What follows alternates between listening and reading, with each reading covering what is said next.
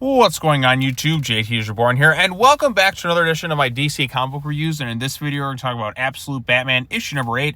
This one is written by Scott Snyder with artwork by Marcos Martin, and this is continuing off what happened in the previous issue, which was the start of the second arc of this run, where Batman is confronting this Absolute Universe version of Mr. Freeze.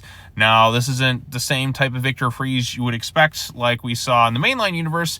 This Mr. Freeze is somebody who suffers from some sort of disease, and the cold is kind of what kept them going and stuff, and he's more like a decrepit corpse than anything this time around. Like, this is more of a nightmarish version of Mr. Freeze. Gone is kind of the sympathetic origins, at least for this version. Somebody who's trying to do stuff to kind of like cure their wife from their disease, and like kind of like all the tragedy that like continued. This is a more messed up version of him. Like, see, like holds Batman alive, and you know, we also have Batman telling his friends, who are basically his rogues gallery that we would know from the mainline universe, about that he's Batman, and there's some conflict going on there. We also saw Matches Malone beforehand, which normally is one of his alternate personas in main universe, but Matches Malone was actually a person who died because Mr. Freeze injected him with some sort of disease.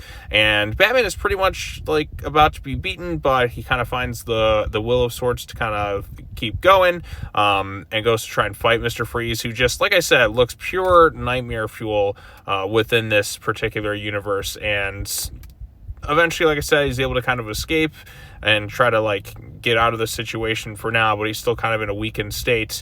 And by the end of the issue, we also see like Waylon Jones, who was like Killer Croc normally, get kidnapped, that he's going to be some sort of perfect, you know, match for Arkham. Like, he hasn't done anything wrong, but for all the messed up looking experimentation that they're going to be doing on the different characters within this universe. So, but yeah, that's basically kind of what happens. Not a total conclusion to the Mr. Freeze stuff. We see like how Waylon's going to become Killer Croc at some point. They're going to experiment on him. Will he be an ally, or will he go straight up villainy? I expect straight up villainy, because, well, that's just kind of what happens. Like, they're all inevitably going to like go down that path in some sort of fashion. But I do kind of find this take on Mr. Freeze intriguing.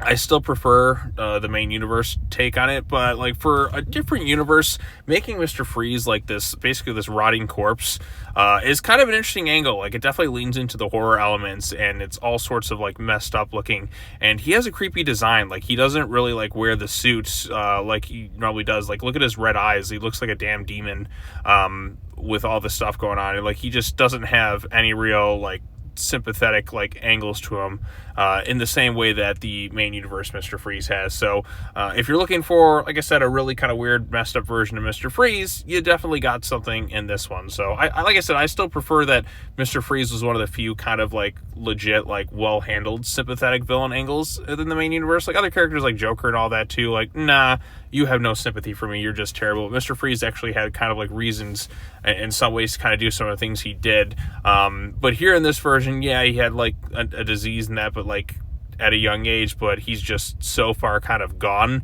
and really doesn't have anything that feels justifiable in like terms of fighting for, in the same sense that like main universe Mr. Freeze has. So at least that's where I'm kind of getting this stuff. But overall consensus, I thought this is a pretty like decent issue. Far from like my favorite within the Absolute Batman run.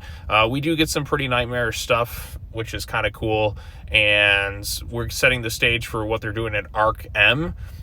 Especially with like what they're going to do with Waylon Jones next. I think that could be kind of interesting, but it's also going to have more of a tragic sense to it than anything that we saw before, because we now know that Bruce is like closely connected to a lot of his rogues gallery, people who have been like his childhood friends. So there's going to be more of that personal connection with him in these eventual turns to villainy. Although maybe like there might not be as villainy as you would expect. This is the Absolute Universe. Like, if they all just end up doing the same thing, then it's like, what's it going to distinguish it to make it really like different?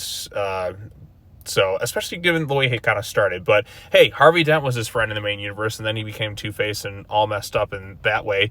So we'll see what they do with like Killer Croc. I've seen what Absolute Bane looks like, and not really a fan of that design.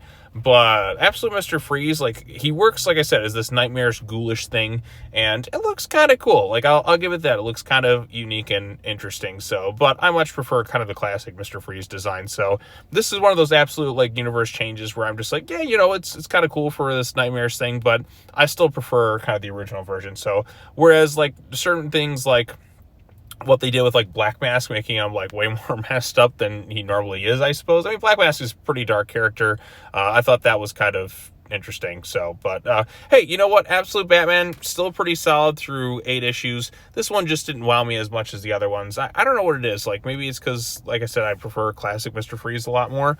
But again, this is a different universe, different take. I've come to accept that. But I don't know. There was just something about this one. It just didn't grab me as much as some of the other ones. So, but I don't know, maybe I'm in the minority on this one. So still solid, but not quite as much as the other stuff. But hey, if you like the issue, let me know what you thought of it in the comment section down below. Be sure to like this video, share it with your friends, subscribe to the YouTube channel for more content, hit that bell for notifications, all that fun stuff. That's going to wrap it up for this video. I still got some other comics I need to catch up on, but we'll do so in the coming days. So, yep, that's all I have to say. As always, take care now. Bye-bye then, and I will see you all in the next video. Peace out.